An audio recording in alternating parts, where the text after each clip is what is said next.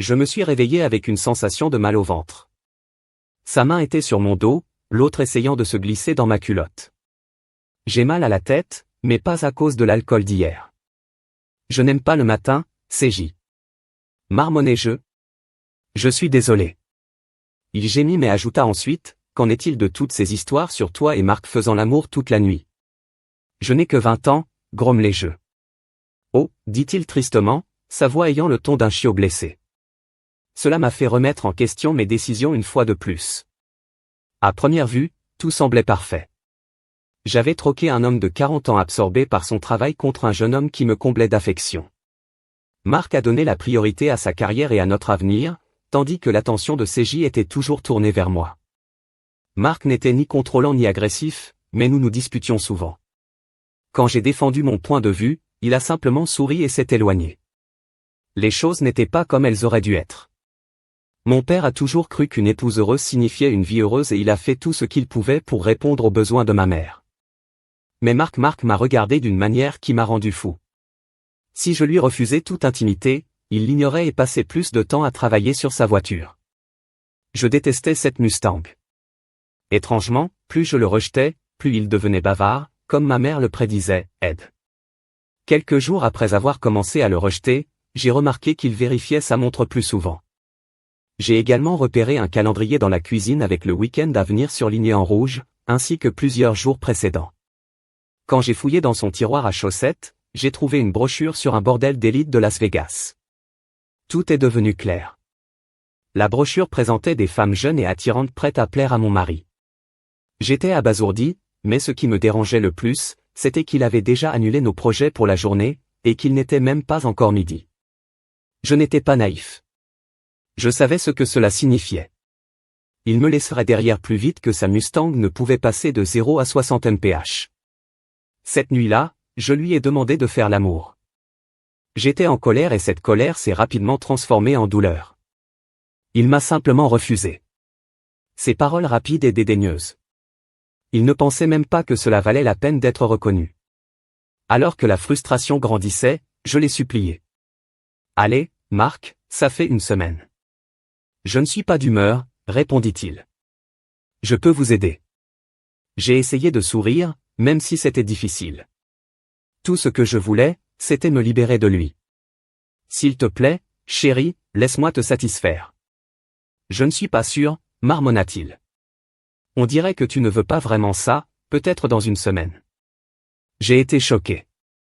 C'était le même cycle.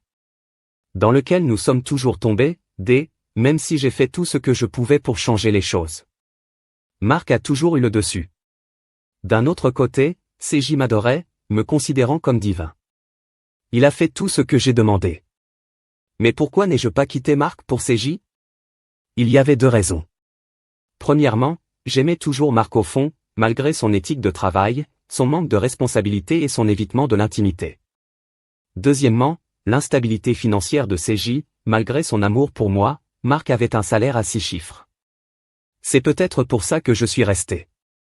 Au fil des années, notre amour autrefois fort s'est transformé en un désir constant, puis en un ressentiment amer.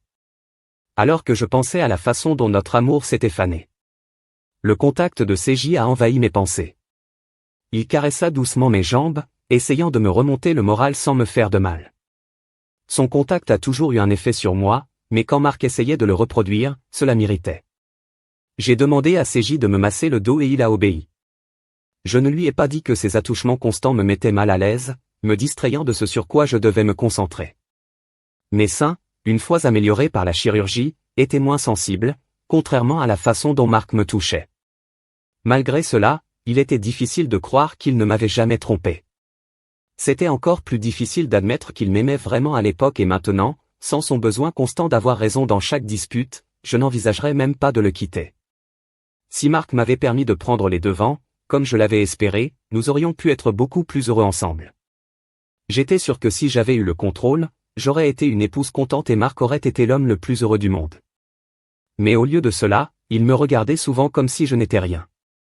CJ était en couple avec une femme qui voulait l'épouser, même si elle n'était pas son homme idéal. Il n'était pas marié et il réalisa qu'il serait facile de mettre fin aux choses avec elle. Il a semblé surpris de ma compréhension lorsque je lui ai dit que j'avais son point de vue. Doucement, passant ses doigts sur mon corps, CJ murmura que c'était aujourd'hui le jour où je devrais l'appeler. Soudain, tout s'est mis en place, un plan que nous élaborions depuis des semaines. Avec Marc hors de la ville. C'était le moment idéal pour agir. Ni CJ ni moi ne voulions rencontrer mon mari et lui parler de ma décision de partir ou de demander le divorce. Cette pensée me mettait mal à l'aise. Je pensais que c'était une erreur d'interrompre Marc alors qu'il travaillait dur pour soutenir notre style de vie. Il méritait une conversation honnête sur notre relation. Si nous le décidions, le mariage ne pourrait pas être sauvé. Nous pourrions discuter du divorce après. Nous allions tous les deux avancer et trouver de nouvelles relations.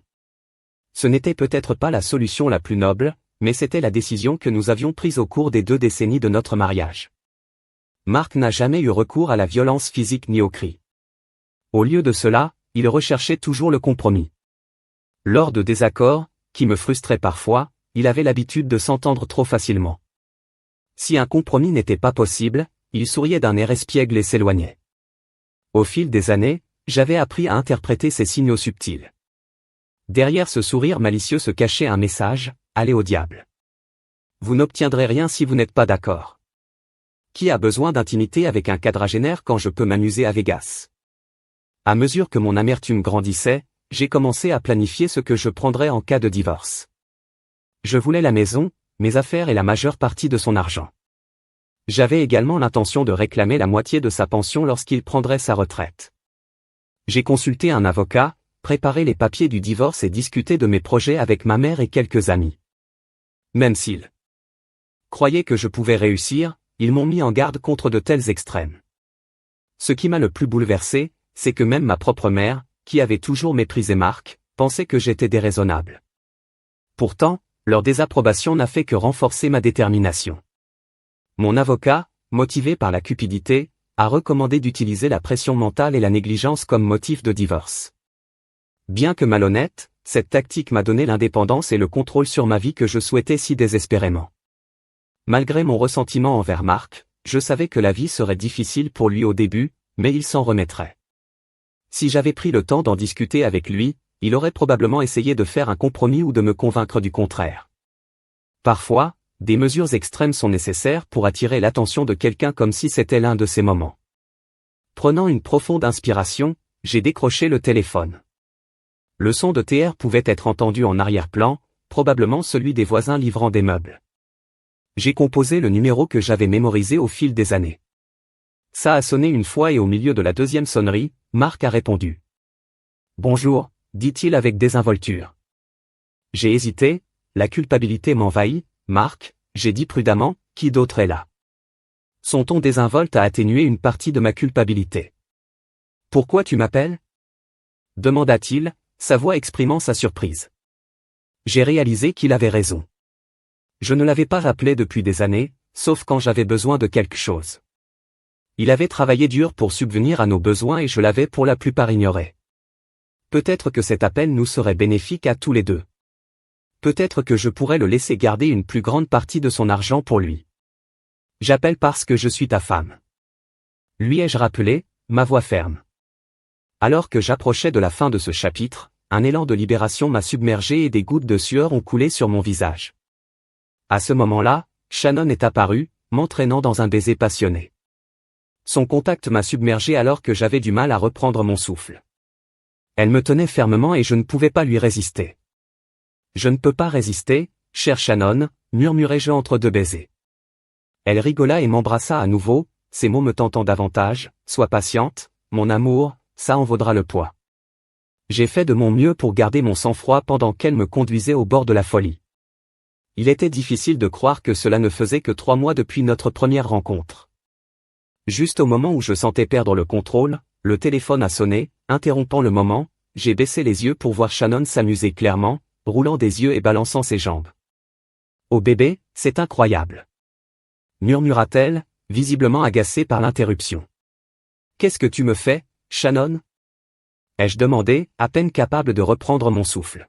« J'essaie juste de te rendre heureux. » répondit-elle avec un sourire, incapable de résister. J'ai avoué que j'étais heureux depuis que je t'ai rencontré. Shannon sourit, tu seras encore plus heureuse quand nous en aurons fini avec ça.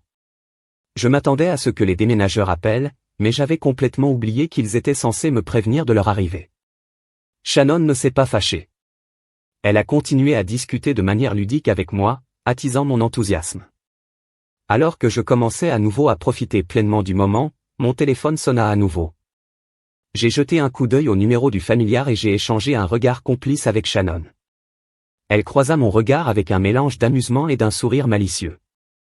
Après l'appel, Shannon s'est roulée sur le dos et s'est blottie contre moi. Je ne pouvais m'empêcher d'admirer sa silhouette. Ses jambes ciselées, son dos en forme de cœur et sa taille fine étaient captivants. C'était comme si elle était un chef-d'œuvre parfaitement sculpté. Sa blague sur le fait que Dieu accordait plus d'attention à ses fesses qu'à son haut m'a fait rire, et à ce moment-là, j'ai réalisé que j'étais à nouveau amoureux. C'était seulement la deuxième fois que je ressentais cela, mais cet amour était complètement différent. Elle était comme un phénix renaissant des cendres de ma relation précédente. Permettez-moi de commencer par le début. Il y a 3 mois, j'étais amoureux d'une femme qui ne ressentait pas la même chose pour moi. Nous le savions tous les deux au fond. Pourtant je l'aimais toujours, je l'aimais vraiment. Mais j'étais naïf de penser qu'elle m'aimait en retour. Mon mariage avait ses difficultés et nous nous disputions constamment. Je pensais que c'était juste une étape normale pour les couples. L'alarme s'est déclenchée lorsque la secrétaire m'a informé d'un visiteur. Shannon est entrée dans mon bureau et s'est assise, me laissant confuse. « Pour quelle entreprise travaillez-vous » ai-je demandé. « Je viens de toi et moi ?» Elle a dit que je suis là pour venger la stupidité. Je ne comprends pas. J'ai admis que vous le ferez bien assez tôt. Répondit-elle d'un ton menaçant, et ce ne sera pas facile. Marc, ta femme te trompe.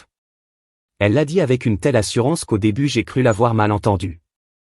Son ton ne laissait aucun doute, comme si elle discutait simplement de la météo. Au fond, j'avais l'impression qu'elle disait la vérité.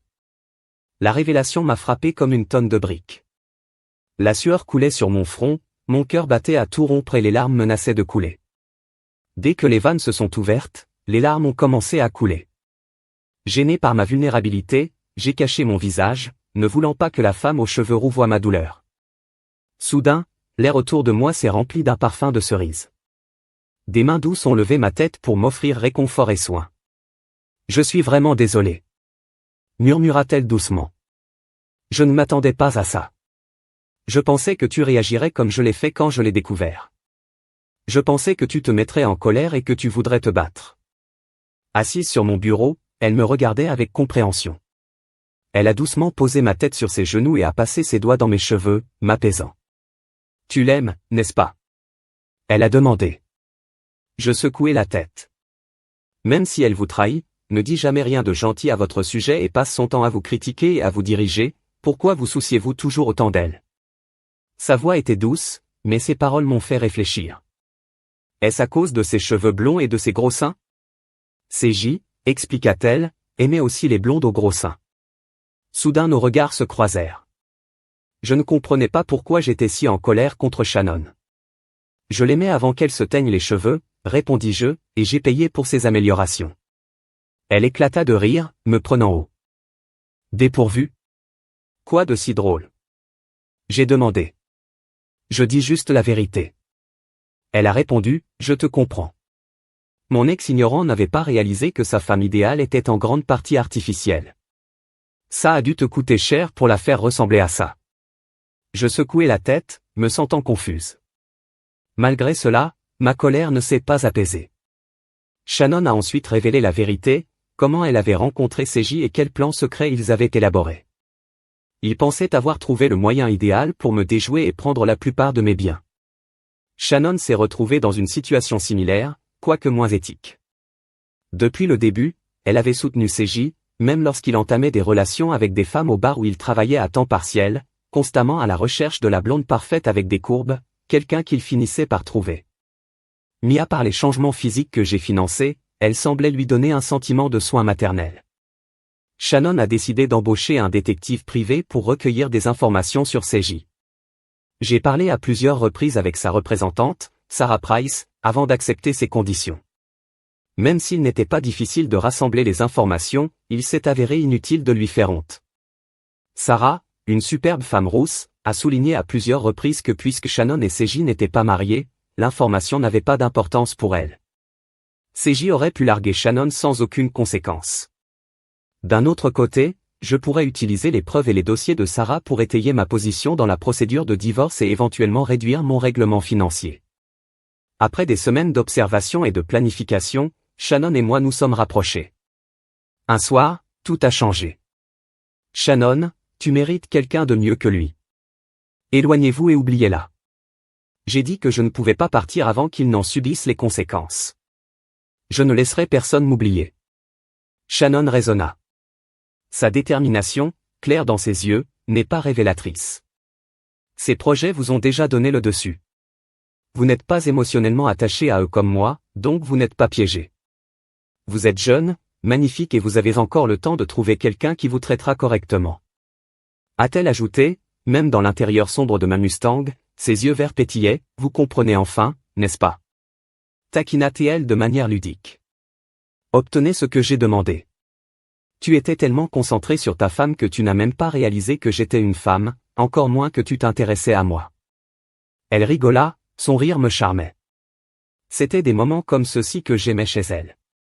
Pourquoi penses-tu que je reste ici, a-t-elle demandé. J'ai rompu avec Seji il y a quelques semaines et je n'ai plus envie de me venger. T'aider à obtenir justice est plus important pour moi que de se venger de cet imbécile. Je ne peux pas supporter l'idée que vous soyez liés financièrement à ces deux escrocs pour toujours. Nous devons trouver un moyen de nous en débarrasser. Elle s'est approchée, m'a serré dans ses bras et m'a embrassé de façon inattendue. J'ai été surpris, mais je n'ai pas pu m'empêcher de l'embrasser. À l'âge de 40 ans, avec 20 ans de mariage à mon actif, je me considérais comme un expert dans l'art du baiser, mais embrasser Shannon était complètement différent, nouveau, excitant et plein d'un sentiment qui me donnait envie de plus. Ayant perdu la tête sur le moment, nous avons oublié l'enregistrement sur bande qui capturait l'infidélité de nos partenaires. Une voix nous interrompit soudain, brisant le silence.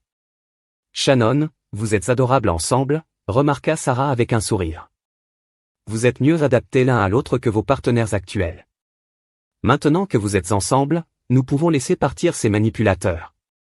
Ils finiront par en subir les conséquences. Qu'en est-il du divorce et de notre vengeance, a demandé Shannon. Sarah a été surprise par la question, mais elle a rapidement expliqué certains points juridiques. La question principale est, êtes-vous tous les deux prêts à terminer le travail, a-t-elle demandé. Prends le temps de réfléchir. C'est une décision sérieuse. Je t'enverrai la facture. Les semaines suivantes furent consacrées à perfectionner notre plan. Shannon et moi avons travaillé ensemble pour perfectionner nos talents d'acteurs. Nous avons chacun parlé à nos partenaires de nos horaires de travail chargés et nous avons été surpris de constater qu'ils nous croyaient. Ils ne savaient pas que Shannon et moi nous connaissions, et encore moins que nous avions une relation amoureuse.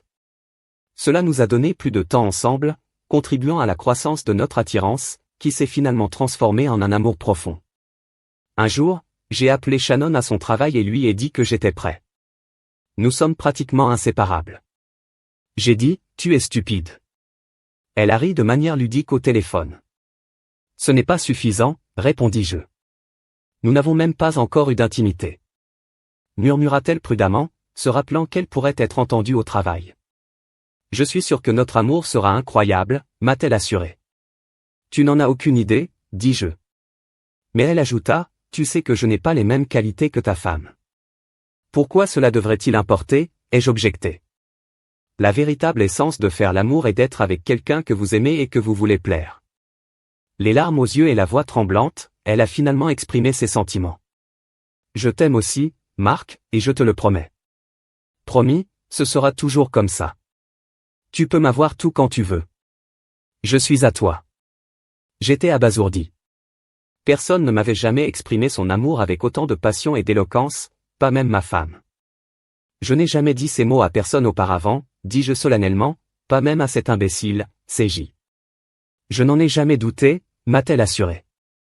J'ai hoché la tête, tout aussi intéressé par le moment où je pourrais passer à autre chose. Nous avons suivi notre stratégie et l'appel téléphonique d'aujourd'hui était exactement ce que nous attendions. Ce qui est drôle dans tout cela, c'est que, malgré une planification minutieuse, je croyais sincèrement que le destin avait un coup de main. Lors de notre rencontre, même si nous avons fait en sorte de ne pas être vus ensemble pendant plusieurs semaines, des amis ont continué à venir nous faire part de leurs doutes sur l'infidélité de nos partenaires. Nous faisions semblant d'être inconscients et cela ressemblait à une comédie d'erreur. Tout le monde, sauf CJ et ma femme, ne semblait pas savoir que nous les avions compris. Finalement, le voyage d'affaires fictif que j'avais prévu a eu lieu. C'était peut-être une tromperie, mais cela a aidé. Malheureusement, la mère de Shannon est tombée malade au même moment. Les escrocs ont été amenés à croire que nous étions tous les dehors de la ville, préparant le terrain pour un appel téléphonique crucial. Cela ne s'est pas passé aussi bien que nous l'espérions. Nous nous attendions à ce que l'appel arrive vendredi soir, alors j'ai fait en sorte que le camion arrive dimanche matin, donnant aux tourtereaux quelques jours pour profiter de la compagnie de chacun avant que leur plan ne se déroule. Malgré le rebondissement inattendu, Shannon et moi avons savouré le moment de la victoire. Lorsque j'ai décroché le téléphone, j'ai entendu la voix familière de ma femme, qui était avec moi depuis plus de 2 décennies. Qui d'autre est là? J'ai plaisanté. Shannon est venue me serrer dans ses bras, me donnant un nouveau sentiment de résilience. Pourquoi m'appelles-tu? Ai-je demandé. Parce que je suis ta femme. Elle a répondu. Marc mon amour, je dois te dire quelque chose. Cela ne vous rendra peut-être pas heureux, mais je crois sincèrement que cela profitera à nous deux. À la fin, malgré la gravité du moment, je n'ai pas pu m'empêcher de rire. À ma grande surprise, elle éclata de rire aussi. Sa réaction m'a stupéfié. On aurait dit qu'elle se moquait de moi. CJ est descendu pour vérifier les camions bruyants et j'aurais aimé qu'il soit avec moi. De quoi riez-vous? Ai-je demandé, ma frustration augmentant. Je suis sérieux. Quelqu'un m'a dit l'autre jour que tu allais me quitter. Il sourit, sachant comment me mettre sous la peau. Mais bientôt tu devras faire face à ce problème, ajouta-t-il un défi dans sa voix. Cette fois, j'étais déterminé à le déjouer. J'ai des nouvelles pour toi, continua-t-il, et tu verras bientôt ce que c'est. Alors tu devras dîner seul. Qu'est-ce que tu veux dire? Ai-je demandé avec scepticisme. Je ne crois pas que ce soit votre idée. Je suis sûr que c'est le plan de CJ. Il rit. Il a découvert notre existence d'une manière ou d'une autre, peut-être grâce à vos voisins curieux. Dit-il, rejetant mes inquiétudes. Je savais que je devais faire quelque chose pour régler la situation. Non, je ne pouvais pas reculer maintenant. Je dois m'en sortir. J'ai dit fermement, Marc, j'en ai assez. Je veux divorcer. J'ai essayé d'avoir l'air aussi déterminé que possible, mais il a juste ri plus fort. Ta lettre m'a fait réfléchir, dit-il, se moquant presque de moi, mais apparemment tu as ressenti le besoin de régler la situation. Ces paroles m'ont fait froid dans le dos. Cet imbécile était-il un médium? Personne n'était au courant de cette foutue lettre, personne sauf moi et CJ. La lettre était censée être jointe au papier du divorce, dans lesquels j'exprimais clairement mes sentiments sur notre mariage et les erreurs que nous avions commises. J'avais même dit à Marc ce qu'il devait faire pour me reconquérir. Marc, nous devons vraiment en parler. J'ai dit doucement, parlons-en quand tu rentreras à la maison. Il a répondu. Mais souviens-toi de quelque chose, ma chère, murmura-t-il, même quand tu regardes le ciel, tu peux voir les étoiles et toujours pas voir la lumière. Marc, est-ce que tu écoutes au moins? M'écriai-je, choqué. Je l'avais appelé pour lui dire que c'était fini entre nous, mais il chantait, faisant semblant d'être content de ma décision, essayant de m'énerver. Si tu ne changes pas, nous divorcerons. J'ai prévenu qu'il était trop tard pour ça, serre. Répondit-il tristement, et dans le fond j'entendis une voix de femme qui murmurait quelque chose. Il n'est jamais trop tard. J'ai dit, pourquoi penses-tu qu'il est trop tard, Marc, et qui est cette femme à côté de toi? Je suis déjà parti. Il a chanté presque joyeux et je me sens fort en chantant cette chanson de la victoire. Oh, mon Dieu, que veux-tu dire? Tu es déjà parti? J'ai crié au téléphone. La terreur que j'avais ressentie toute la matinée s'est soudainement intensifiée, comme lorsque Coyote juste avant que le rocher ne lui tombe sur la tête. Je me suis efforcé d'entendre sa réponse, mais tout ce que j'ai entendu était le bip de panique. J'ai laissé tomber le téléphone sur le lit à côté de moi au moment où CJ faisait irruption dans la pièce, la peur inscrite sur son visage. Habille-toi et descends, ordonna-t-il. J'ai rapidement enfilé mon peignoir et je l'ai attaché solidement. Dans le salon se tenait une femme confiante avec une tablette à la main. L'aura de propriété autour d'elle. Qui es-tu? Ai-je demandé.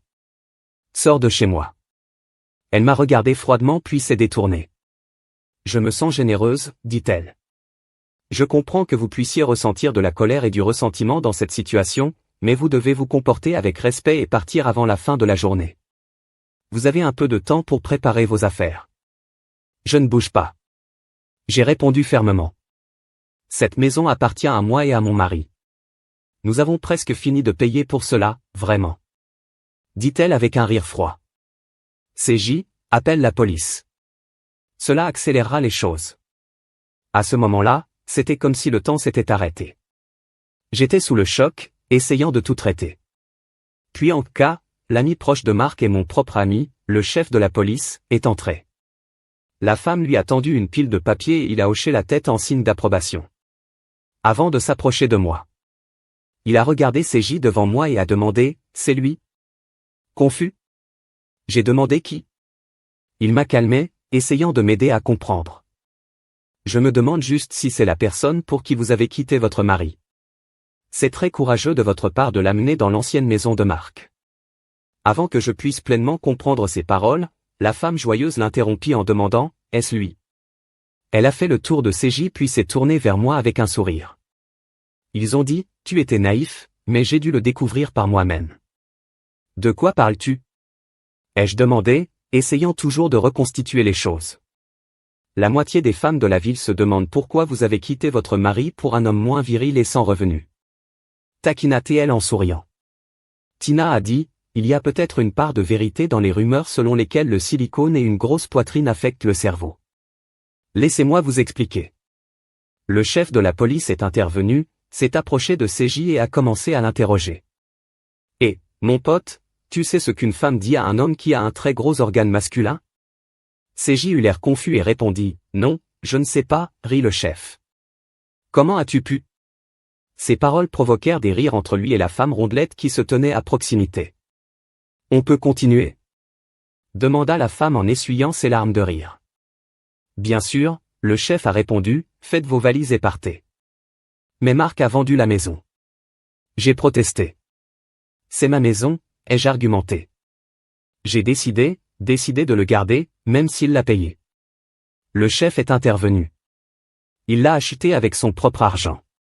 Le certificat de propriété ne porte que son nom afin qu'il puisse en faire ce qu'il veut. C'est ridicule. Une femme obtient toujours la maison en cas de divorce, objectai-je. Pas nécessairement. Le chef répondit, d'ailleurs, vous n'êtes pas encore divorcé. Tu as raison. J'ai admis que j'avais l'intention de demander le divorce demain. Cela aurait dû être fait la semaine dernière lorsqu'il vendait la maison. Le chef dit avec un sourire, est-ce légal ? J'ai demandé. C'est un peu méchant. Il a répondu, c'est comme tromper votre conjoint alors qu'il travaille dur pour subvenir à vos besoins. Mais c'est légal. J'ai marmonné, CJ, contacte mon avocat. Je dois joindre la banque et notre société d'investissement, dis-je en désignant son équipe qui commençait à retirer les meubles de la maison. Où emmène-t-il mes meubles ? Votre mari en a fait don à une maison de vente aux enchères caritatives locales. Elle a expliqué. Vous pouvez toujours le racheter. J'ai trié sur le volet chaque meuble, je l'ai arrangé et payé. Dis-je, de plus en plus frustré. Peut-être auriez-vous dû apporter votre part ? Tina rit, ignorant mon commentaire. J'ai rapidement composé le numéro de la banque. Carly, voici Clayton. Oui, la femme de Marc. Dis-je fermement. Mon avocat vous contactera bientôt pour geler nos comptes, je dois donc retirer l'argent à l'avance. La voix trop joyeuse de Carly répondit, tout d'abord, Carly, mettons les choses au clair. J'ai besoin de suffisamment d'argent pour maintenir la maison en état de marche et couvrir mes dépenses pendant un certain temps. Seuls les fonds de notre compte courant seront-ils bloqués ? Oui, a précisé Carly, mais je pense qu'il l'a déjà changé la semaine dernière lorsqu'il a quitté son emploi. Que devons-nous faire ? Oh non, dis-je, ma frustration grandissant. Je veux fermer tous nos comptes et transférer l'argent vers un nouveau. Es-tu sûr de vouloir retirer tout l'argent ? Elle a demandé, absolument. J'ai confirmé, Marc trouvera un nouvel emploi plus vite que Tina ne pourra manger un seau d'aile de poulet. C'est tout l'argent dont je dispose jusqu'à ce que le divorce soit finalisé. J'ai ajouté que vous devrez faire un chèque de ce montant, puis le transférer sur votre nouveau compte. Carly a expliqué, d'accord, j'ai craqué. Fais-le, c'est tout. Considérez que c'est fait. Carly a répondu, dès votre arrivée, je vous ferai un chèque de $311 et vous pourrez continuer ce que j'ai demandé à Carly stupéfaite, il y a près d'un demi-million de dollars sur ce compte. Elle hésita puis dit, je sais parfaitement combien il y en a là-dedans. J'étais furieux. Cela doit être une violation de la loi. Le shérif a pris la parole. Ce n'est pas illégal, a-t-il expliqué, mais c'est définitivement injuste. La banque adhère à une politique qui exige le maintien d'un solde minimum. Si votre solde tombe en dessous de $50, des frais de $10 vous seront facturés et il ne vous reste même plus d'argent pour couvrir la commission. CJ m'a tendu le téléphone et j'ai commencé à parler à mon avocat, la voix étouffée par les larmes. Mark a vendu la maison, vidé nos comptes bancaires et liquidé tous nos investissements. Lorsque j'ai vérifié notre compte d'investissement, j'ai découvert que Mark avait encaissé toutes les actions de la société fromagère sauf une. Très intelligent, a commenté mon avocat. Il vous a devancé. Tout est conforme à la loi. Jusqu'au début de la procédure de divorce, il peut faire ce qu'il veut de ses biens. On dirait qu'il envisage d'encaisser et de cacher son argent dans des comptes offshore pour rendre l'accès plus difficile pour nous. Je secouai la tête. Son objectif est d'augmenter sa fortune pour que je ne reçoive aucune aide financière lors du divorce. Sa décision de quitter son emploi est une stratégie bien pensée. En se présentant au tribunal sans argent ni travail, il pourra facilement se séparer de moi sans encourir aucune responsabilité financière. Je soupçonne qu'il ne se présentera peut-être même pas au tribunal, puisqu'il semble être hors de la ville. Il m'a largué avant que je puisse le larguer, ai-je ajouté, les larmes coulant à nouveau.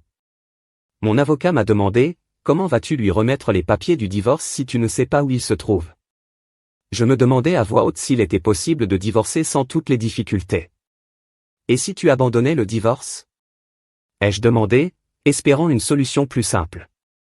Il faut 3 ans dans cet état pour y parvenir. Mon avocat m'a répondu, avez-vous assez d'argent pour tenir aussi longtemps? Je lui ai rappelé avec colère que Mark avait pris tout notre argent. Eh bien, sans fond, je ne peux pas me permettre vos services, dis-je en coupant court à la conversation. Le bip à l'autre bout du fil résonnait dans mes oreilles alors que j'essayais de comprendre tout ce qui s'était passé. Les rires tranquilles des déménageurs étaient le moment. Ma vie est devenue un chaos complet.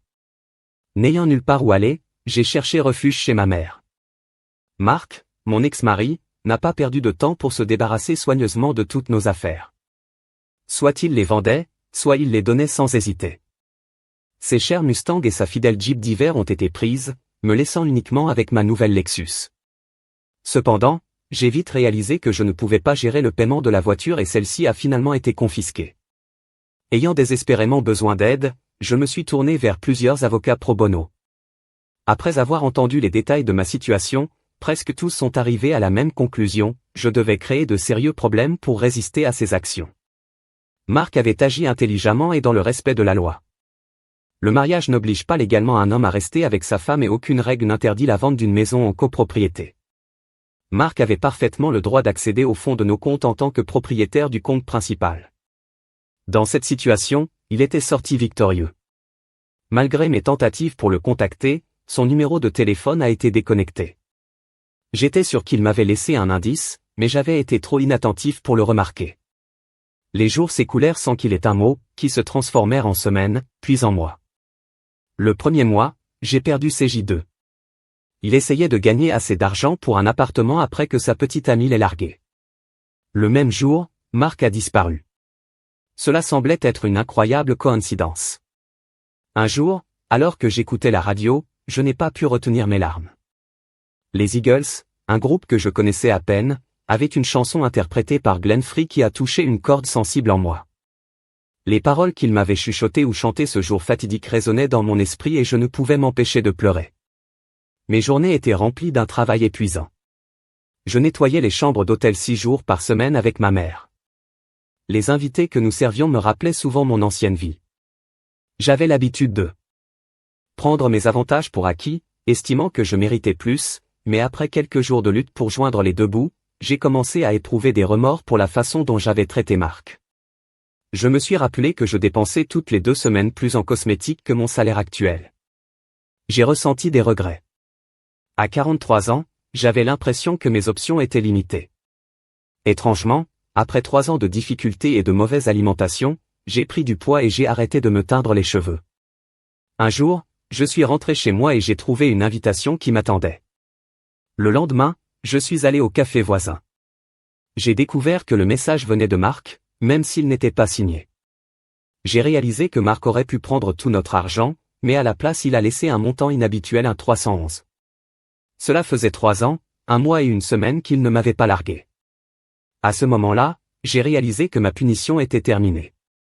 J'ai regretté de ne pas m'en être rendu compte plus tôt, car j'aurais pu me concentrer sur la perte de poids et la remise en forme, mais au final, cela n'a pas d'importance. Marc m'avait toujours aimé pour qui j'étais, avec mes cheveux blonds et mes gros seins, alors que j'avais toujours essayé d'avoir l'air présentable. J'ai maintenant compris. Les paroles de la chanson que Marc m'avait chantée avant de partir résonnaient à nouveau dans ma tête, la boucle est bouclée. Je suis prêt à te donner ce que tu veux. Le sens de l'invitation est devenu clair. C'était un symbole de séparation, mais aussi une chance de réconciliation. Marc était prêt à m'accepter de nouveau dans sa vie. À ce moment-là, j'ai réalisé mon erreur. Le pouvoir avait toujours été entre mes mains. J'avais attendu sans relâche que quelque chose change, mais Marc avait toujours essayé de réaliser mes souhaits. Il a fait tout son possible pour me rendre heureux, mais il a tenu bon lorsque je lui ai fait pression pour qu'il fasse quelque chose qui ne lui convenait pas. Quand j'ai décidé de mettre fin au mariage, il a pris cela comme une insulte personnelle. Étonnamment, c'est lui qui a lancé le divorce. Malgré les années que j'avais passées à attendre la fin de notre relation, je n'ai jamais reçu les papiers de divorce attendus. Maintenant, il semblait que j'avais compris la raison. Marc m'aimait et j'attendais avec impatience nos retrouvailles. Alors que je m'asseyais à ma table, CJ s'est approché de moi, en regardant Chevel et en sentant l'alcool. « Vous avez pris du poids ?» a-t-il commenté. « Combien de beignets avez-vous mangé? Avez-vous assez bu pour oublier vos défauts? Ce qui vous amène ici, ai-je demandé. Je pensais que vous aviez travaillé ici. J'ai eu une invitation à déjeuner au café de l'autre côté de la rue. Il a expliqué que je suis venu ici pour gagner du courage.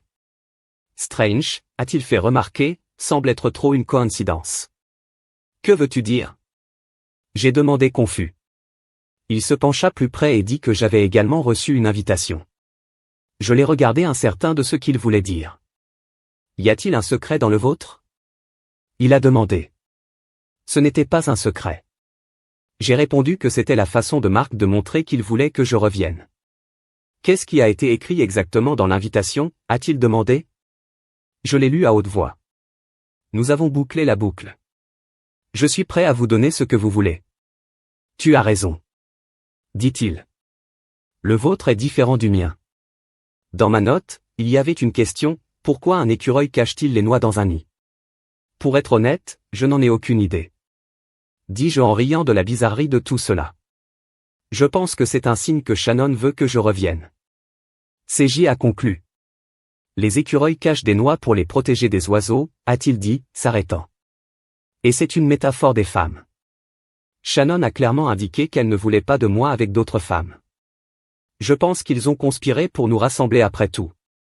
Cette fois, la frustration a bouclé en moi et j'ai crié, jetant tout ce que j'avais appris au cours des 3 dernières années.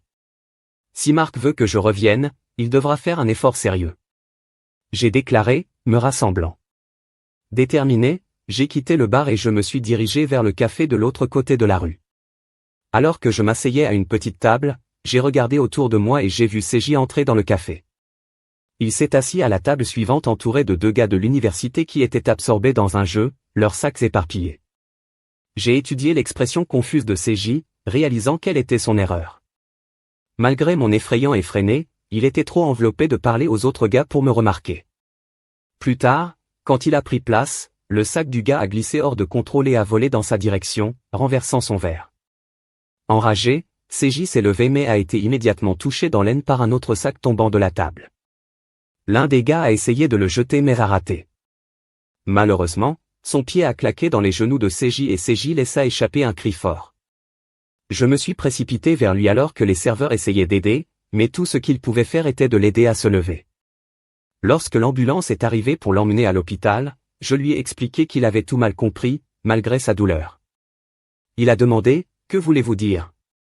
J'ai répondu, « Il ne s'agissait pas des oiseaux, CJ, il s'agissait des organes reproducteurs. » Il murmura quelque chose dans son souffle mais a été interrompu par l'apparence soudaine d'un grand étudiant blonde.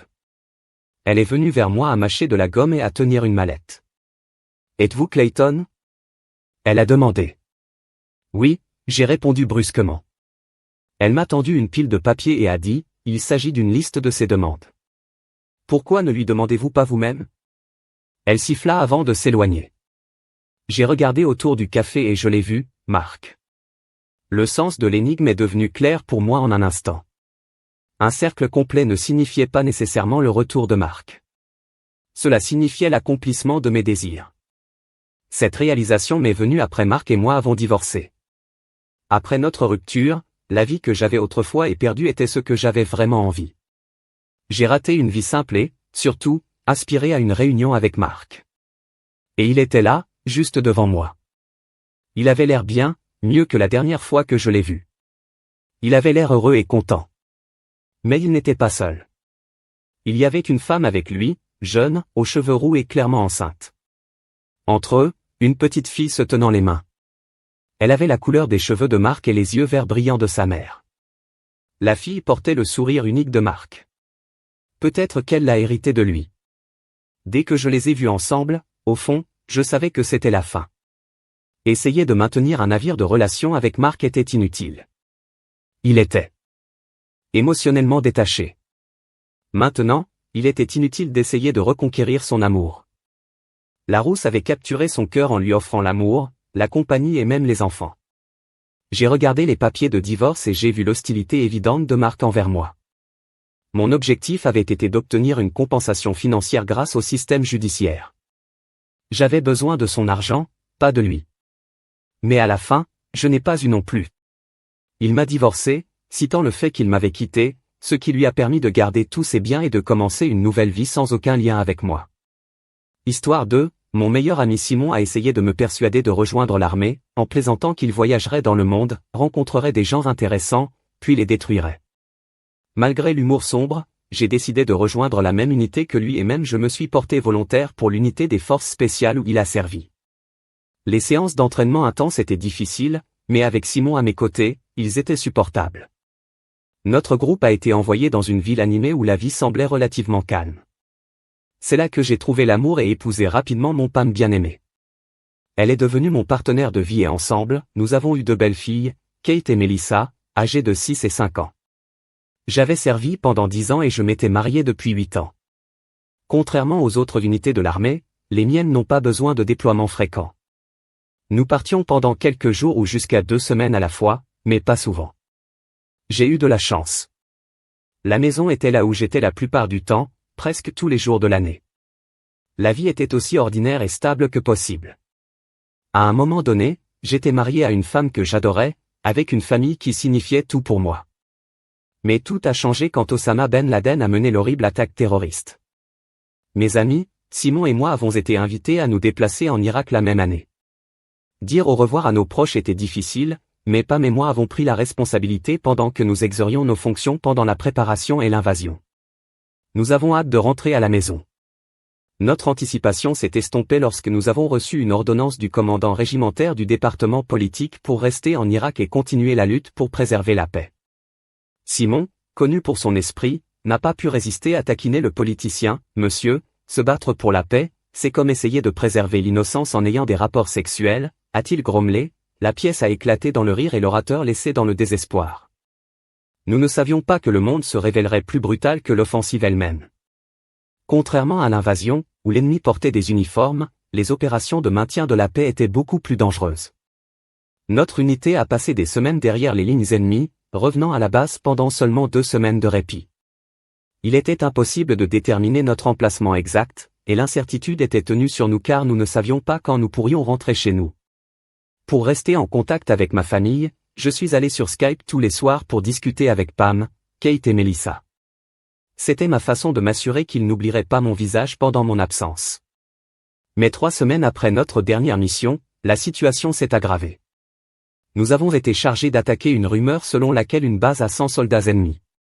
Au lieu de cela, nous avons affronté environ 1000, dépassé notre groupe de 12 ans. Nous avons pris une décision rapide et nous sommes retirés à la hâte. 2 jours plus tard, Black Hawk est venu nous évacuer, mais à ce moment-là, seuls 4 d'entre nous ont pu marcher. Malheureusement, 3 de nos camarades étaient morts. Le coup le plus lourd est tombé sur Simon, qui avait blessé les tendons à l'arrière de son genou. Bien que cela ait été mortel, sa carrière militaire était terminée. Il a été envoyé à l'hôpital dans notre ville natale avec les autres blessés, alors que nous sommes restés dans un village pour récupérer et réintégrer la société après une perte aussi dévastatrice. Il était crucial pour nous de prioriser notre santé psychologique. Tout le monde savait que le moral de notre groupe avait été ébranlé. L'histoire montre que lorsqu'une unité militaire perd plus de 10% de son personnel, le moral peut souffrir radicalement. Cela peut expliquer pourquoi les officiers romains ont eu recours à des mesures drastiques comme en tuer un soldat sur 10 pour maintenir la discipline. Bien que cruel, il a été efficace pour maintenir la cohésion des troupes. Les légions romaines ont rarement fui des batailles, même dans les moments les plus difficiles. 9 mois après le retour, je me suis retrouvé dans la salle à manger avec mon ordinateur portable pour envoyer une lettre à l'une des veuves d'un camarade décédé. J'avais essayé de contacter les 3 veuves depuis que l'armée les avait officiellement informées de la mort de leur mari. Alors que l'armée a suivi ses procédures bureaucratiques, notre unité est restée cohérente et je voulais adopter une approche plus personnelle pour montrer mon soutien à ces femmes que je connaissais personnellement. La 3e conversation s'est avérée être la plus difficile pour moi. Lors des 2 conversations précédentes, je leur avais honnêtement dit que leur mari était décédé rapidement et sans douleur, mais cette fois, j'ai dû fabriquer une histoire. En tant qu'officier supérieur dans mon peloton, j'avais pris la responsabilité de communiquer avec les femmes qui avaient perdu leur mari. S'ils devaient être trompés, ce devait être une tromperie cohérente de ma part. Soudain, un petit message Skype est apparu sur mon écran d'ordinateur portable. Kate Young est en ligne. J'avais besoin d'une rupture de la tâche épuisant émotionnellement, donc j'ai rapidement composé son numéro. Quelques secondes plus tard, ma fille aînée, Sweet Face, est apparue à l'écran. Elle était assise sur le canapé dans notre salon avec l'ordinateur portable qu'elle avait reçu à Noël dernier, papa. Elle a grincé et sa sœur a rapidement rejoint la conversation. Pendant les 30 prochaines minutes, j'ai parlé avec les 2 raisons les plus importantes de ma vie. Nous avons ri et ils m'ont parlé aussi vite qu'ils le pouvaient, ce qui rend le stress du moment à fondre. Alors que je discutais avec mes filles de l'école, de leur récent voyage aux zoo et de divers autres sujets, j'ai senti la tension commencer lentement à se détendre. L'envie écrasante de se déchaîner contre quelqu'un s'estompait progressivement, mais quand j'ai regardé ma montre, j'ai réalisé qu'il était temps pour eux d'aller se coucher. Essayant de conclure notre conversation, j'ai demandé « Où est ta maman ?» Elle est dans la cuisine avec l'oncle Nick. Mel a répondu et mon cœur a sauté un battement. Kate avait mentionné que l'oncle Nick était allé au zoo avec eux. Aujourd'hui, Pam et moi savions que nous n'avions pas de frère nommé Nick. Un frisson coulait le long de ma colonne vertébrale alors que l'anxiété montait en moi. J'ai essayé de supprimer la panique qui montait et parler aussi calmement que possible. Depuis combien de temps l'oncle Nick est-il venu à la maison? Pas longtemps, je pense. Mel a répondu. Ce n'était pas juste après Pâques, papa, il y a 2 mois, Pam silence sur les nouveaux amis m'a dit tout ce que j'avais besoin de savoir. J'ai demandé à quelle fréquence maman avait vu l'oncle Nick et on m'a dit qu'il était presque toujours là. C'est à ce moment-là que j'ai entendu Kate chuchoter hors écran, maman ne veut pas que nous parlions de l'oncle Nick. Mes soupçons se sont transformés en certitude et en colère ont éclaté en moi. J'ai fait de mon mieux pour rester composé. Kate, viens à l'écran, ai-je demandé. Kate avait l'air perplexe, l'oncle reste-t-il la nuit? J'ai demandé, oui, papa. La confirmation a fait tourner mon sang. J'ai eu du mal à contenir mes émotions. Vous avez une bonne relation avec l'oncle Nick, n'est-ce pas, ai-je demandé. Les 2 filles ont répondu simultanément. C'était difficile de les entendre tous les 2 en même temps, mais j'ai attrapé les mots glissants et il m'a frappé et ne nous aime pas. D'accord, les filles, se calme maintenant. Kate, vous d'abord. J'ai dit ma voix ferme, non, papa, nous ne l'aimons pas et il ne se soucie pas de nous. Kate a dit sa voix à peine un murmure. Quand maman n'est pas là, il nous traite mal. Je pense qu'il lui fait mal. Parfois, je l'entends crier quand il reste la nuit. Ces mots m'ont frappé comme un coup de poing à l'intestin. C'était douloureux d'entendre cela de mon propre enfant.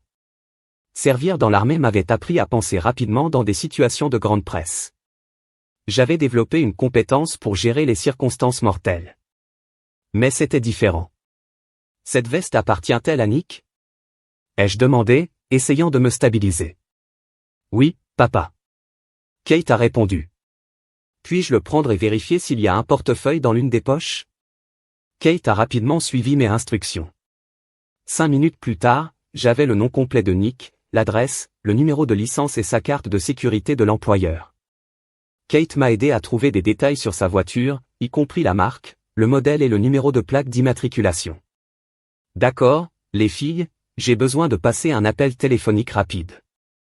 Veuillez garder les écrans et attendre mon retour, ai-je demandé. L'appel a duré plus de 10 minutes, mais heureusement, la femme de Simon, Julia, était à la maison et n'avait pas à aller à l'hôpital. Je suis retourné sur mon ordinateur et j'ai invité les filles plus près. Et, mes adorables princesses, aimeriez-vous séjourner chez tante Julia pendant quelques jours? Ils ont toujours hâte de passer du temps avec les enfants de Julia et Simon, qui avaient à peu près le même âge. Papa, nous ne les avons pas vus depuis des lustres, Mel s'est exclamée. Pam avait évité nos amis. J'ai pensé, eh bien, allez dans vos chambres et emballez vos vêtements et jouez pendant quelques jours. Tante Julia viendra bientôt vous chercher. Kate, pourriez-vous emmener l'ordinateur portable dans la cuisine et montrer à maman l'écran? J'ai besoin de lui parler après ça. Vous pouvez emballer vos affaires. D'accord, papa? Kate a répondu. Kate a emmené l'ordinateur portable dans la cuisine. J'ai vu Pam et un jeune homme assis à table avec une bouteille de vin. Ils étaient tellement absorbés par la conversation qu'ils n'ont pas remarqué. Kate a mis l'ordinateur portable sur la table jusqu'à ce qu'elle dise « Maman, papa veut te parler ». Tous deux se sont tournés brusquement. Le choc était évident sur leur visage et la peur était claire sur les Pam. L'homme avait l'air de vouloir disparaître sous la table. « Salut, Pam, comment vas-tu » Je l'ai salué, reconnaissant la présence de son nouveau compagnon, Nick. Leur bouche bougeait, mais aucun mot n'est sorti. J'ai appuyé, « Allez, Pam. Vous auriez dû savoir que ce jour viendrait, vous n'avez-vous pas préparé une explication pour moi ?» Il était clair qu'elle avait essayé de me tromper. Elle trébucha sur ces mots. « C'est juste un ami de Dave. » Pam a insisté, mais je l'ai acheté. Les filles avaient déjà renversé la vérité sur sa relation secrète avec lui. Enfin, Pam a cédé. « Je suis désolé, Dave, mais je me sentais incroyablement seul en votre absence. J'ai rencontré Nick et nous avons développé des sentiments l'un pour l'autre. » Je suis resté silencieux un instant, essayant de garder mon sang-froid. Je voulais me mettre en colère, mais je savais que cela ne résoudrait rien. « Ce n'est pas vrai, Pam. C'est la plus longue absence que j'ai eue au cours des 9 années de notre mariage. » J'ai dit que ma voix tremblait de frustration. « Je vous ai averti des difficultés auxquelles nous ferions face au mariage et vous avez accepté. » J'ai dit, ma voix calme mais ferme. Pam avait l'air confus par mes paroles. « Je dois dire, ma chère, la meilleure chose aurait été d'attendre d'être à la maison dans un pays où n'importe quelle distraction pourrait être fatale, puis de m'informer de votre désir de partir, me donnant une chance de changer d'avis. Nous aurions pu officiellement mettre fin à notre relation avant de prendre un amant. Malheureusement, Dave, le navire a déjà navigué. » Pam a essayé d'intervenir, sa voix tremblante. « Et que va-t-il se passer ensuite, Pam? Allez-vous sérieusement me quitter et courir au coucher du soleil avec cet idiot? » Elle ne pouvait même pas lever les yeux, hocher la tête en réponse, puis comme si elle confirmant ma peur la plus sombre, elle a repris, « Dans votre rêve, vous allez juste vous éloigner de mes enfants, n'est-ce pas? » La façon dont je parlais a dû frapper un nerf, car elle tressaillit visiblement. Il était clair que l'idée de ne pas pouvoir prendre mes enfants ne lui avait même pas traversé l'esprit. Écoutez, Pam, j'ai commencé à essayer d'étudier mes émotions. Vous savez que j'étudie la psychologie. Vous souvenez-vous de toutes ces conversations que nous avons eues sur ce qui façonne les enfants, la nature ou l'éducation, la génétique ou l'environnement? Et que se passe-t-il si les enfants vont avec vous? Ils hériteront de vos gènes perfides et seront élevés dans un monde de malhonnêteté et d'immoralité. Croyez-moi, cela ne peut pas être autorisé. Pam recula sous le choc de mes mots durs. Enfin, l'idiot se leva. Attendez, tais-toi, idiot. J'ai cassé ma voix durcissant. Une autre compétence que l'armée m'avait appris était la capacité d'affirmer rapidement le contrôle de quelqu'un dans l'opposition. Il a arrêté de parler immédiatement, distrait par quelque chose à l'écran. Pam, prêt à partir, se leva. Attendez, j'ai commandé Julia ici pour récupérer les enfants. Elle les emmènera chez elle pour la nuit et les envoie à l'école le matin. J'ai besoin de vous pour vous assurer qu'ils ont emballé tout ce dont ils ont besoin avant de partir. Pam se leva de son siège et Nick a essayé de suivre son exemple. Asseyez-vous, idiot. J'ai aboyé. Il s'est rapidement condamné, s'asseyant et allétra le meurtri de sa tête. J'ai gardé mon visage calme en attendant que Pam revienne après une longue absence. Elle est revenue, s'excusant abondamment. Je l'ai coupée. J'ai 2 questions pour Nick. Tout d'abord, saviez-vous qu'elle était mariée? Sa réponse qu'il était amoureuse d'elle était suffisante pour que je dise oui. La deuxième question concernait ma profession. Pam m'a dit que j'avais servi dans l'armée de l'air irakienne, mais je vais la corriger, j'ai en fait servi dans l'armée. Il semblait y avoir une certaine confusion, car Pam pensait que j'étais un pilote. J'ai précisé, j'ai servi dans l'armée dans un régiment connu sous le nom de Special Air Service ou SAS. Voyant le manque de reconnaissance de Nick, j'ai ajouté, nous sommes communément connus sous le nom de SAS. Le regard d'horreur sur son visage m'a dit qu'il avait finalement saisi la gravité de la situation. La réputation du SAS était connue dans le monde entier comme une force d'élite qui a formé des forces spéciales du monde entier. Il y avait des rumeurs selon lesquelles une fois que vous avez rejoint le SAS, vous ne vous en rendez même pas compte jusqu'à ce que vous ayez été amené devant la cour de Lucifer lui-même. Nick a finalement compris le poids de sa situation. Bien que le microphone n'ait pas pris de son, ses lèvres ont indubitablement formé un mot de malédiction. À ce moment, Monsieur Nick Brown de Borderdale, pendé cours numéro 12, s'est rendu compte qu'il était en grande difficulté. Je détruise les méchants, dis-je, se rapprochant de l'écran, mon visage remplissant le cadre. Son expression était pitoyable, son teint pâle pour avoir couché avec ma femme, ruinant mon mariage et mettant en danger l'avenir de mes filles. Je l'ai condamné froidement. Je vous tiens responsable ce qu'il bégaya, sa bouche se déplaçant comme un poisson haletant pour l'air. Oui, je vais te tuer. J'ai répété, ma voix sombre, avec une intention, avant de pouvoir agir. Pam est intervenue, sa voix décontractée mais tranchante. Dave, soyons honnêtes ici, Macho Man, je sais que vous êtes un militaire, mais combien de personnes avez-vous vraiment détruites? Son ton m'a pris par surprise et j'ai déplacé mon attention de nid tremblant face à l'expression provocante de Pam. Cela m'a soudainement rendu compte qu'elle n'avait aucune idée de la vraie portée de mon travail. Comme beaucoup dans les forces spéciales, j'avais gardé mon emploi secret.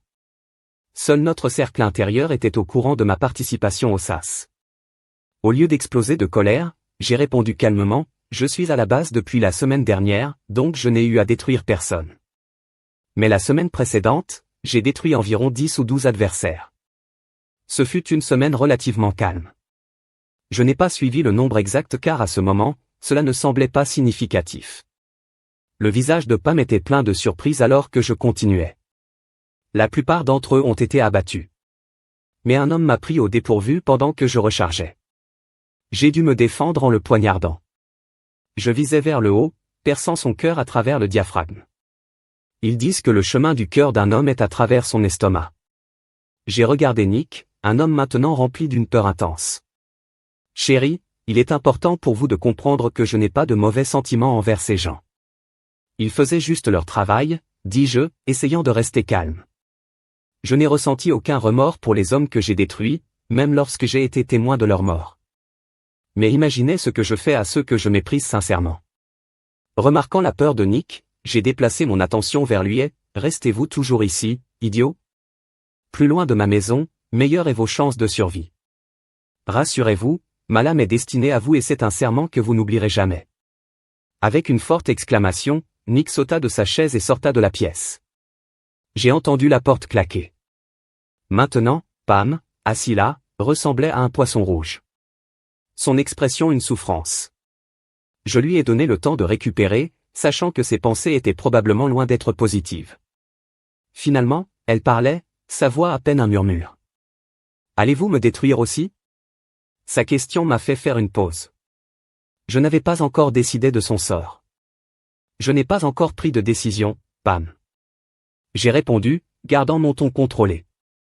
Mais je sais une chose à coup sûr, après avoir permis à cette personne inadaptée de rentrer dans ma maison et que vous avez commencé à coucher avec lui, même avec mon fils, il est devenu clair que vous n'étiez pas en forme d'être la mère de nos enfants. Kate m'a parlé des sons troublants qu'elle a entendus quand il était avec vous la nuit, et elle craint qu'il ne vous fasse du mal.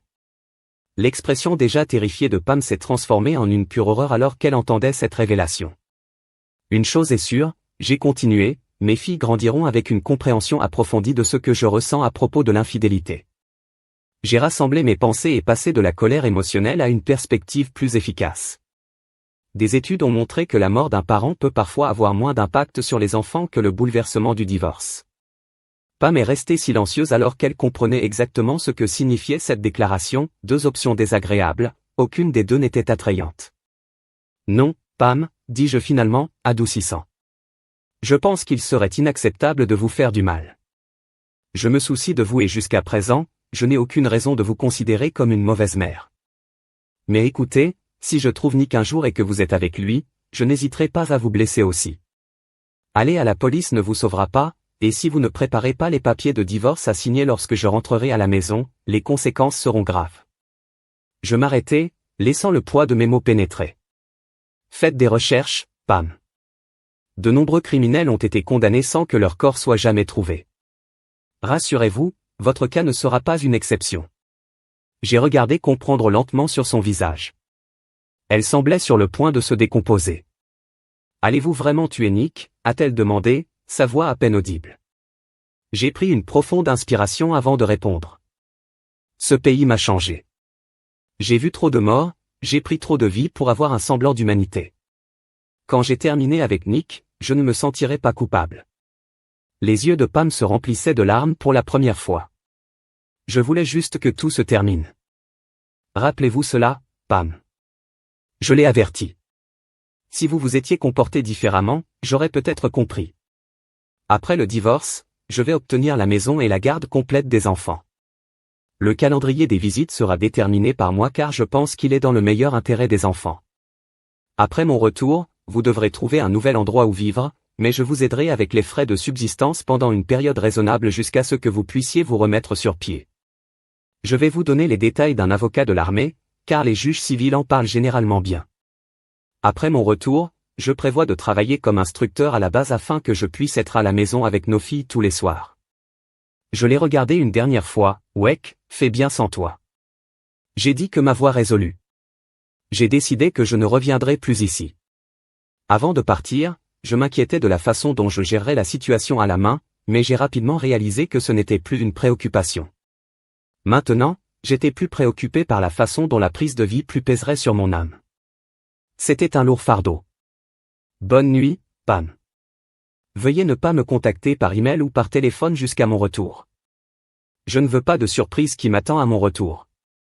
Suivez simplement mes instructions et vous trouverez bientôt le bonheur, bien que ce ne soit pas la vie que vous avez imaginée. Vous avez pris votre décision et maintenant il est temps de faire face aux conséquences. C'était la fin de la conversation. 3 semaines plus tard, je suis rentré chez moi et j'étais heureux de voir Kate et Mel. J'ai essayé d'expliquer que leur mère ne vivrait plus avec nous, mais ils étaient perdus. La présence de Julia, Simon et de leurs enfants a aidé à les distraire. Chaque fois que Kate et Mel voyaient Simon, ils demandaient pourquoi il marchait étrangement, et Simon proposait toujours une nouvelle histoire plus fantastique pour les divertir. Quand je suis descendu de l'avion, la police m'attendait. Ils m'ont informé qu'ils avaient parlé à Pam, mais elle n'avait pas confirmé mon histoire. Je n'ai utilisé aucune technique d'évasion intelligente, mais je n'ai pas admis rien non plus. En conséquence, ils ne pouvaient rien faire, sauf me prévenir qu'ils surveilleraient mes actions. L'esprit immature des enfants a à juste titre blâmé Pam de la douleur que nous ressentons tous, et ils semblaient l'éviter à tout prix. Ce n'est que plus tard que j'ai découvert le rôle de Julia dans ce domaine. Elle les a ramassés à l'école tous les jours, leur permettant de passer du temps avec leurs vieux amis, les enfants de Julia et Simon. Cela a laissé peu de temps pour Pam, dont la frustration et le désintérêt ont grandi. Pam a posé des questions sur la possibilité de réconciliation, mais je laisse juste la partie froide et sans cœur prendre le relais. Je l'ai regardé en silence. Après cette conversation, nous n'en avons plus jamais discuté. Pam s'est assurée que nous n'étions jamais seuls ensemble. Il était clair que je l'avais effrayée. J'ai trouvé un emploi en tant qu'instructeur à la base qui m'a permis d'être à la maison tous les soirs. Malgré nos efforts de coparental, l'impact émotionnel du divorce est resté toujours présent. Les psychologues conseillent aux parents de rester ensemble, sauf s'il y a de la cruauté impliquée. Mais la vie a évolué. Les choses semblaient s'installer et les mois passaient chaque jour un peu plus faciles à supporter. 2 mois plus tard, Percy Numon a finalement trouvé la paix. Il a passé du temps à chasser dans le désert avec des amis, en utilisant un arc, sans penser à ses erreurs passées. Les heures passent dans la contemplation et la vie silencieuse se sont senties bien. Il était reconnaissant pour la camaraderie de ses amis, en particulier Peter, qui a partagé ses aventures. Cependant, la culpabilité de trahir Peter s'attardait toujours dans l'esprit de Percy. La nuit où il a couché avec la femme de Peter, trahissant la confiance d'un homme qui s'était le plus soucié. Percy avait déménagé à travers 2 États en essayant de recommencer avec une nouvelle identité. Ce fut un voyage difficile, qu'il avait drainé financièrement, mais finalement les choses ont commencé à se mettre en place. De retour à Borderdal le mois dernier pour les funérailles de sa mère, il savait que c'était une décision risquée. Se cacher dans l'église et éviter les contacts avec des proches le faisait se sentir stupide, mais il ne pouvait pas ignorer le fait qu'elle était sa mère. Soudain, un coup pointu a frappé Percy sur son dos. Il était confus comme une flèche logée dans sa poitrine, juste en dessous de son cœur. Il leva les yeux en essayant de comprendre ce qui se passait. Ses 3 amis étaient derrière lui. Alors pourquoi a-t-il ressenti le coup par le devant? Il a perdu connaissance, seulement pour le retrouver plus tard, se retrouvant seul avec Peter. Les autres avaient demandé de l'aide. La douleur aiguë revint et il tressaillit, seulement pour voir Peter souriant alors qu'il retirait les plumes de la flèche. L'agonie est devenue insupportable et Percy a de nouveau perdu connaissance. 10 minutes plus tard, il a succombé à ses blessures. Le coroner, comme d'habitude, a montré peu de respect pour le corps, car ce n'était qu'une autre victime de ce qu'il considérait comme un accident de chasse. 2 semaines plus tard, Pam était assise seule dans son appartement du 12e étage, des larmes coulant sur son visage. Elle pleurait depuis 3 heures depuis que son amant JN l'a quittée. « Qu'est-ce qui ne va pas avec moi ?» songea-t-elle, se sentant perdue et brisée. En réfléchissant aux 4 dernières années, Pam s'est rendu compte qu'elle avait blâmé Nick pour tout. Pressure par son horloge biologique, elle s'était précipitée dans le mariage avec moi pour satisfaire son désir d'avoir des enfants. Mais quand Nick est entré dans sa vie, elle a vu une chance de recommencer avec un nouveau partenaire et d'avoir des enfants. Sans hésitation, elle s'est précipitée dans la relation mais s'est vite rendu compte que Nick ne ressentait pas la même chose. Il avait disparu sans une trace et il est devenu clair pour elle que leur amour n'avait jamais été mutuel. Pam a été dévastée de constater que Nick avait laissé sa veste et son portefeuille. Désespérée des réponses, elle l'a cherché 2 jours après sa disparition, mais il était nulle part. La prise de conscience la plus douloureuse était qu'il ne semblait pas du tout se soucier d'elle. L'année suivante, ses enfants sont devenus la principale cause de sa dépression. Elle venait de commencer les procédures judiciaires pour reprendre la garde de Kate et Mel. À mon retour d'Irak et à l'arrêt du processus, Pam a essayé de contacter les filles, mais chaque fois qu'elle était déçue. Il semblait plein de ressentiment, comme s'il la blâmait pour quelque chose. Elle ne les a vus qu'environ 1 fois par semaine jusqu'à ce qu'une femme emménage avec moi 9 mois après le départ de Pam. La femme, une journaliste qui avait couvert l'histoire de moi et de mes amis recevant des médailles, est devenue une présence importante dans nos vies. Les filles ont cessé de parler à Pam au téléphone. La douleur de Pam s'est approfondie lorsqu'elle les a vues courir vers la femme, la serrant comme si elle était leur mère. Ils n'ont même pas rappelé Pam pour son anniversaire cette année-là. Sa douleur a commencé à se calmer et décédé lorsqu'elle a rencontré Pete, un homme plus âgé qui a partagé son désir d'une famille. Ils ont emménagé ensemble 8 mois plus tard et ont commencé à discuter du mariage et des enfants. Mais 2 semaines plus tard, Pete a avoué qu'il avait trouvé quelqu'un d'autre et avait demandé à Pam de partir. Une situation similaire s'est produite l'année suivante avec Randy. Ils se sont rapidement liés, ont emménagé ensemble et après 4 mois, Randy a rompu la relation pour se réconcilier avec son ex-femme. Pam a décidé d'avoir une série d'une nuit dans une tentative de renforcer sa confiance en soi, mais plutôt que de se sentir autonome, elle s'est retrouvée encore plus perdue et dévastée. Elle rêvait de trouver le bonheur, mais les hommes pour lesquels elle ne se tournait jamais. Pam avait résisté à s'installer avec John pendant longtemps, pleinement conscient que le temps s'éloignait quand il s'agissait d'avoir des enfants. Mais après 1 an de persuasion douce, elle a finalement succombé et lui a permis d'emménager avec elle. Bien que les doutes aient toujours persisté dans son cœur, elle a admis qu'être proche de JN était la chose la plus agréable qu'elle avait vécue depuis qu'il était avec moi. Lorsqu'elle est rentrée du travail un soir, JN l'attendait à la porte de l'appartement, tenant ses choses emballées. Sans offrir aucune explication, il lui a simplement dit qu'il partait. Évitant tout contact, il a ramassé ses sacs et a sorti la porte. Alors qu'il effectuait le dernier, il murmura au revoir, fille, la laissant confuse et offensée. Elle n'avait pas été infidèle à lui, mais son départ ressemblait à une trahison impardonnable. En essuyant ses larmes, Pam regarda le courrier non ouvert sur la table basse. Parmi les lettres, il y avait une enveloppe vide. Malgré son désir de lire le mystérieux message à l'intérieur, elle a réussi à résister à la tentation pendant un certain temps, mais une fois que John était parti, incapable de contenir sa curiosité, elle a finalement ouvert l'enveloppe. À l'intérieur se trouvait un journal qui la perplexe. L'article a raconté l'histoire tragique d'un chasseur décédé d'une grève de la flèche. Elle ne pouvait pas comprendre pourquoi quelqu'un voudrait partager une histoire aussi sombre avec elle, mais en lisant la suite, sa confusion s'est transformée en choc. La victime n'était autre que Nick Brown, une résidente de Borderdale. Le journal a glissé de ses doigts tremblants alors que la réalisation la frappait, Nick était mort. Le choc lui a fait tourner l'esprit.